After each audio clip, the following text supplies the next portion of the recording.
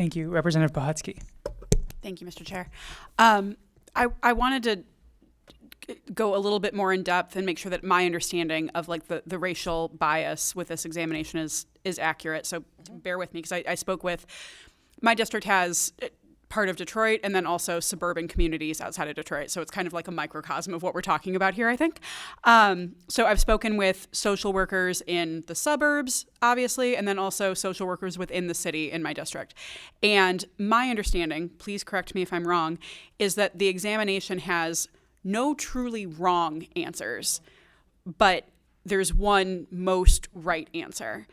And the conversations that I've had with my social workers in Detroit is the most right answer for them is not the one that my friend in Canton would agree with, but yet that is considered wrong, even though that would not be in the best interest of the people that those social workers are serving.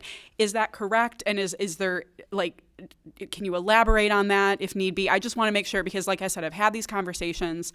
It's very important in my district because unfortunately, where the need is greatest, the supply is also the shortest because of the way that this exam apparently skews. So can you elaborate on that piece? You two want to talk about that? You've taken it.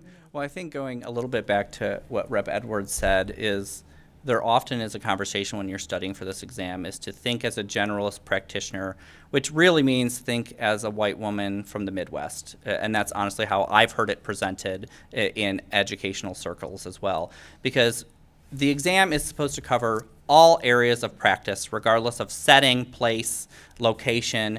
And so how do you take out factors about culture, location, when you're actually working with people, right? You can't. Everyone's environment makes an impact on the services that you'll ultimately provide to them. And so for a lot of our folks, you're going against what you've been trained to do, to think in a generalist mindset instead of the client-focused mindset.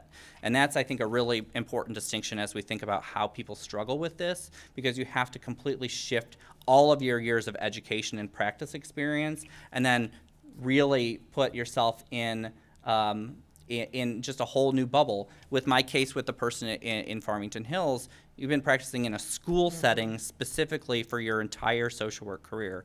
And now you're going into an exam that you're going to have to learn, know diagnosis. You're going to have to know all of these other arenas and sectors of the profession that you will likely never end up in. And so, you know, the other thing that we haven't talked about yet, but we are completely supportive of specific practice-based exams. So if you want to be an addictions professional, if you want to get an additional certification that gives you expertise in the lane that you're in, we think that that's absolutely appropriate. And also where supervision is a really important piece of our advanced licensing, because those folks will give you experience, training, and guidance in the specific lane of social work that you end up practicing in.